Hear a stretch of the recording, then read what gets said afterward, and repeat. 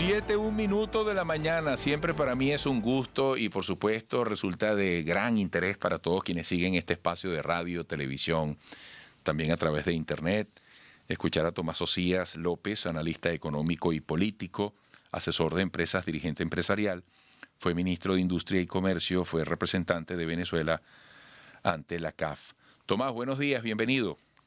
¿Cómo estás, mi querido amigo Eduardo? ¿Cómo andas? Encantado de estar contigo aquí en tu programa, siempre vibrante, siempre lleno de fuerza espiritual e información y además de noticias, tratando de llegar a esa población que tanto lo necesita. Muchísimas gracias, Tomás. Mira, te voy a hacer una pregunta inesperada, la que menos te esperabas tú. Se la acabo de hacer a mi equipo, que está del otro lado del cristal.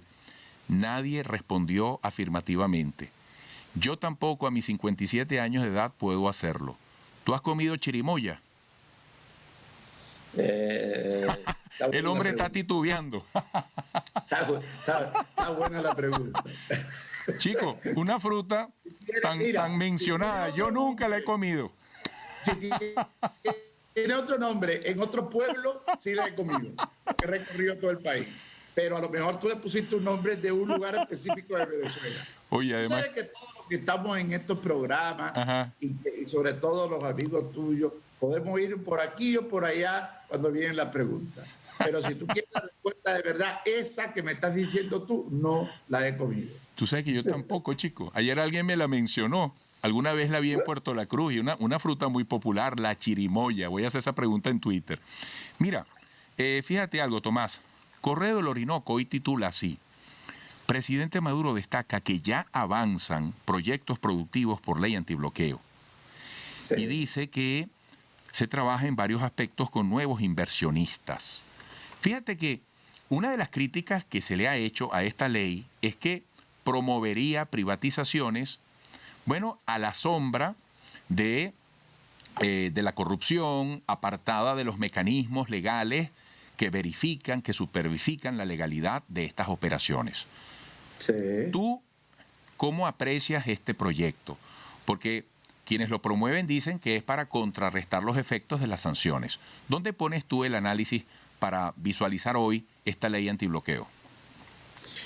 Fíjate, Eduardo, primero empezando la mañana y oyendo tu programa, tú hablaste de algunos puntos importantes. Yo sé que no tenemos tiempo en el programa, pero hablaste de la felicidad, hablaste del ser humano, de su parte espiritual, hablaste del futuro, de su esperanza.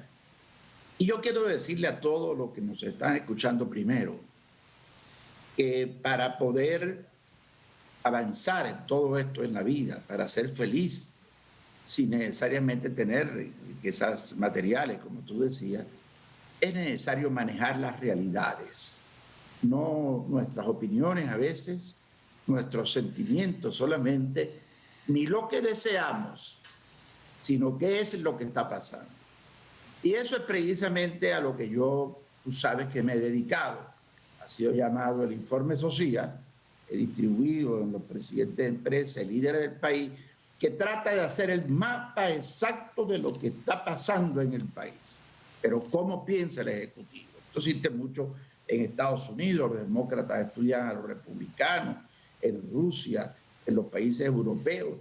Así que en este caso es muy importante, porque muchas de las informaciones que voy a dar, que no son opiniones, son y corresponden al estudio del mapa país y no a lo que aspiramos o a lo que deseamos. La ley antibloqueo, que es tu pregunta específica, es una ley que según la información que se posee en estos momentos internamente de cómo fue elaborada, fuera del aparataje del nombre y del significado ideológico que se le quiere dar, aparte de los peligros que muchos, incluso en el gobierno, manifestaron de que podía ser atacado por tener más control el presidente.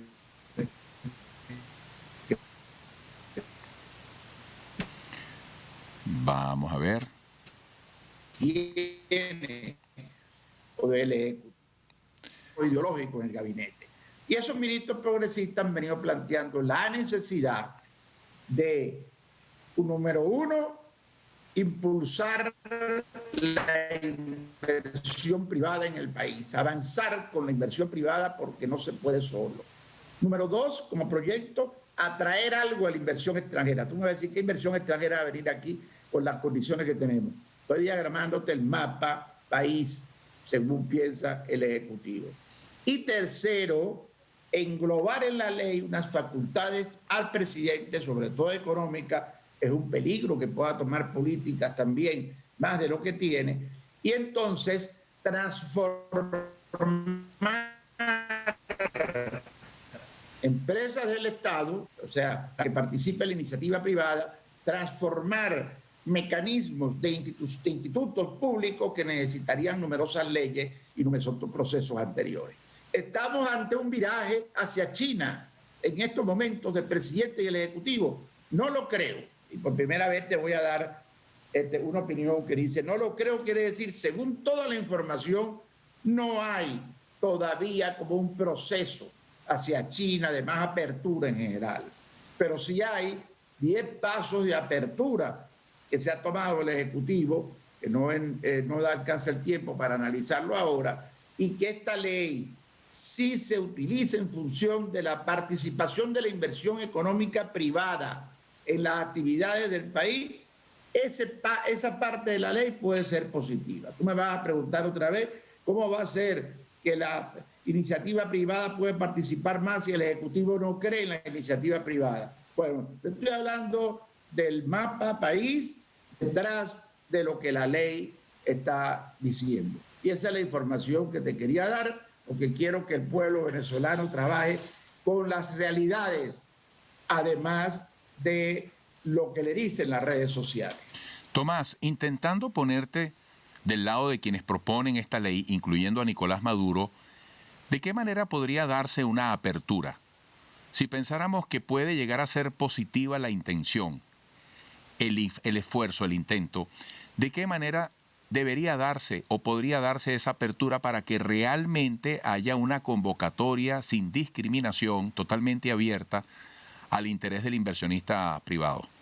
Está muy buena la pregunta. Ojalá todos los productores y las personas que tienen, y los periodistas que tienen programas de repercusiones como tú, pudieran ponerse del otro lado a veces para que veamos la realidad, porque el enfrentamiento de la realidad es lo único que nos puede llevar a la felicidad, a la paz interna y a la tranquilidad de lo que está ocurriendo para aceptarlo y después procesarlo. Déjame, si tú quieres, darte una pequeña cuña de apoyo. Recuérdale a todos los que nos están escuchando o los que nos están viendo, los que nos pueden ver o nos quieren ver o escuchar, que estamos por Unión Radio con toda la información veraz que transmite Unión Radio, una emisora dedicada a informar con veracidad a través de las frecuencias conocidas por ustedes y por los canales de intercable, específicamente en Caracas, en el interior ustedes lo saben, el número 29 y el 235 de DirecTV. ¿Cómo te quedó esa promoción? Bueno, por ahí pueden ver ustedes a Eduardo en estos momentos y quien le sirve, Tomás Socias López. Te voy a decir cómo piensa el Ejecutivo, y es muy importante la pregunta, para poder activar la activación privada, la participación privada. No lo hace, lamentablemente, por convencimiento. Llevamos 20 años de controles por todas partes, regulaciones por todas partes, intervenciones por todas partes. Cualquier medida, salen grupos de la FAE, de la Guardia Nacional, de los organismos de seguridad del Estado y entran en los comercios fundamentalmente para llegar y tratar de supervisar que la ley se cumpla. Las armas largas están para los delincuentes, para quienes hacen la guerra, pero no para quienes hacen la paz y el país, como son los sectores productivos. Entonces el Ejecutivo se ha dado cuenta, no es un tema solamente de buena voluntad, se ha dado cuenta que se le han acabado sus recursos, que está en una situación muy grave, que tiene un bloqueo fuerte, que económicamente tiene dificultades de recursos y que solo con la participación privada pueda respirar en los próximos años. Bueno, Rusia se dio cuenta, Vietnam del Sur, Corea del Norte, muchísimos países radicales, para comparar los radicales, pero otros de medio, más los del centro, muchos países europeos del centro, incluso de la izquierda del centro en Europa y en América Latina, en Ecuador, por ejemplo, el presidente de Ecuador, socialista, declarado, dolarizó la economía, de que era necesaria la participación privada. Y por ahí va el Ejecutivo.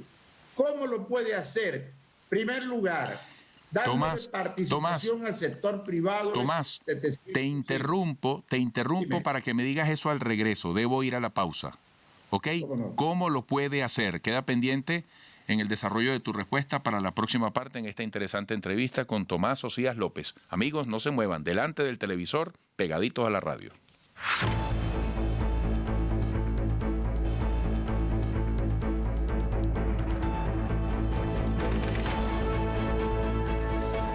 Tomás Socias López, analista económico y político, asesor de empresas, dirigente empresarial, fue ministro de Industria y Comercio, fue representante de Venezuela ante la CAF. Bueno, Tomás, ¿cómo hacer esa apertura a la participación privada para que el país respire en los próximos años, como tú decías? Bueno, entonces vamos a no hablar del informe social, vamos a no hablar del mapa país tan específicamente qué está pensando el Ejecutivo, pero quiero dejarle esto detrás de esa ley antibloqueo, detrás del escándalo y detrás de la parte ideológica de que es una protección contra las sanciones, contra los Estados Unidos y contra todos aquellos que son realmente invasores o pretenden una invasión en Venezuela. Así es que es fundamentalmente que hay detrás, como dicen ustedes, de ese planteamiento de la ley antibloqueo. Pero además de eso, cómo el Ejecutivo debe activar un plan de incorporación de los sectores productivos del país.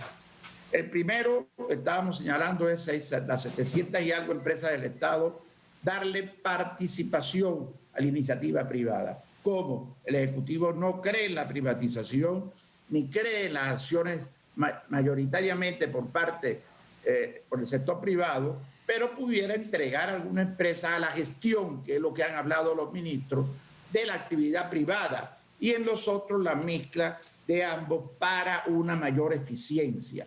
El Estado no está para tener 700 y pico de empresas que no administra bien, lamentablemente, porque aunque ponga al Papa administrándola, teniendo una empresa del Estado, pueden funcionar. CanTV, Electricidad de Caracas, el agua, el gas, y todas, en todos los países de América Latina, el Estado, ese no es su papel, ese dinero tiene que ser invertido para otras áreas. Segundo, tiene que haber condiciones de libertad en general, de no regulaciones y controles, como la libertad cambiaria que está en estos momentos de septiembre del año pasado, la de precios, las posibilidades de la circulación de una moneda como la divisa, que el objetivo del Ejecutivo es llevarla más del 65% hasta diciembre de este año, y así. Otra medida que ha venido tomando, la posibilidad de cuentas en dólares, aunque las acaba de restringir dando un paso atrás,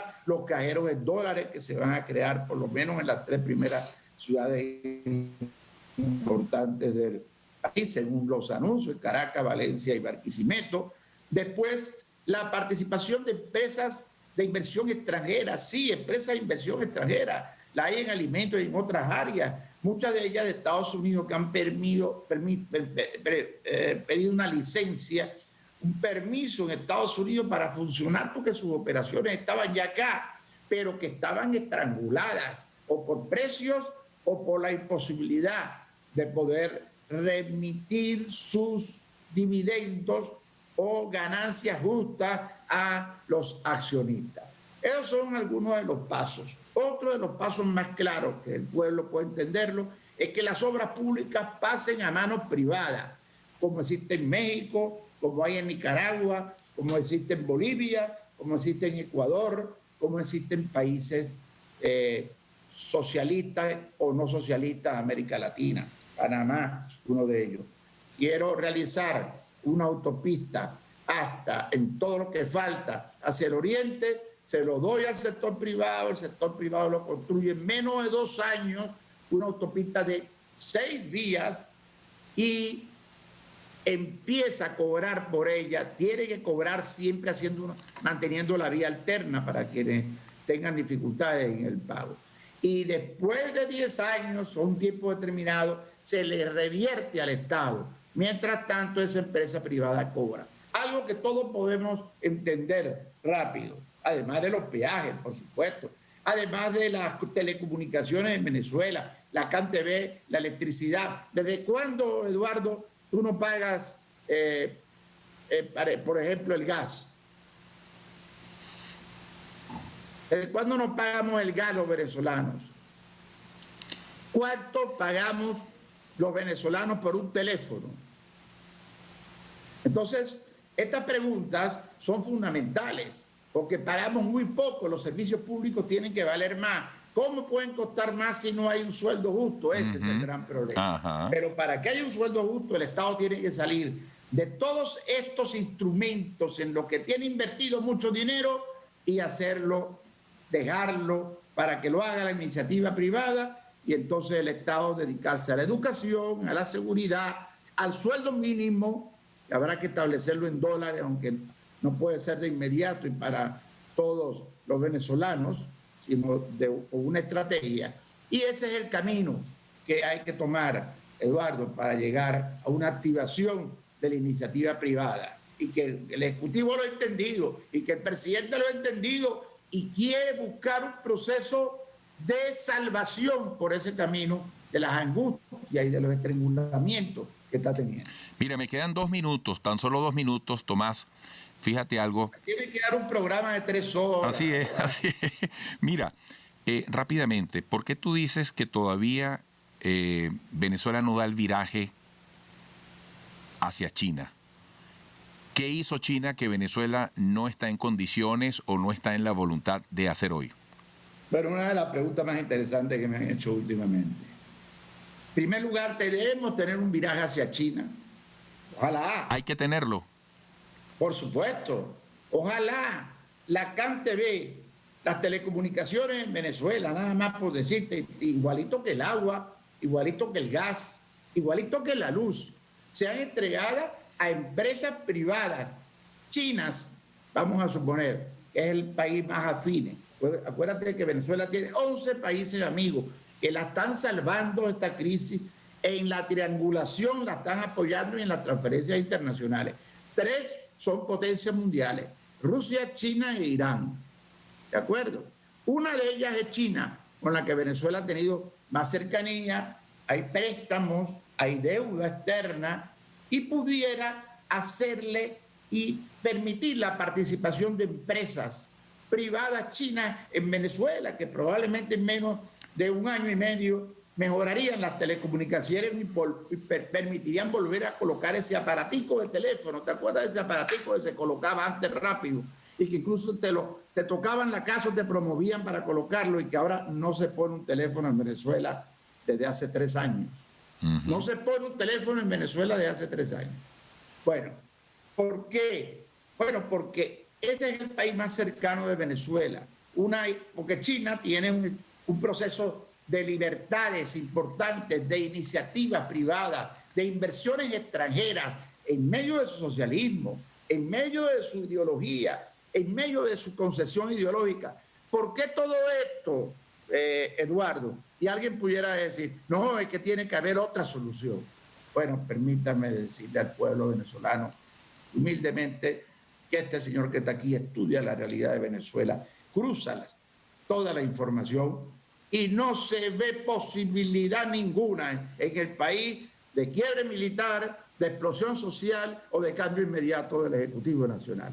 Entonces es importante cuál es la alternativa del pueblo, porque es muy injusto quienes quieren decirle al país que las cosas no pueden cambiar hasta que no haya un cambio del Ejecutivo, y eso es injusto.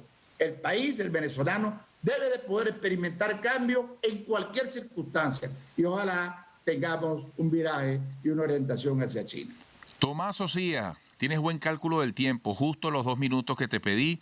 Te agradezco mucho, hubiera querido seguir escuchándote. Qué entrevista tan interesante, desde tu integridad, llamando al pan pan, al vino vino, en tu criterio, sin querer complacer a ninguna de las tribunas, sino hablándole frontalmente al país. Te agradezco esa honestidad. Estamos las 3 horas, Eduardo, para hablar de la importancia de la flexibilización. 3 horas. Bueno, mira, te prometo públicamente, con mi equipo de producción, que en el corto plazo regresaré contigo, ¿ok? Un gran abrazo, un gran abrazo. Encantado de estar contigo siempre. Qué interesante, Tomás, qué interesante. Qué interesante entrevista con Tomás Osías López. Bueno, este señor no solamente fue ministro de Industria y Comercio, fue presidente de Cavidea, la Cámara de la Industria la Cámara Venezolana de la Industria de los Alimentos, y también del gremio que reúne los laboratorios. Bueno, amigos, vamos a la pausa, regresaremos.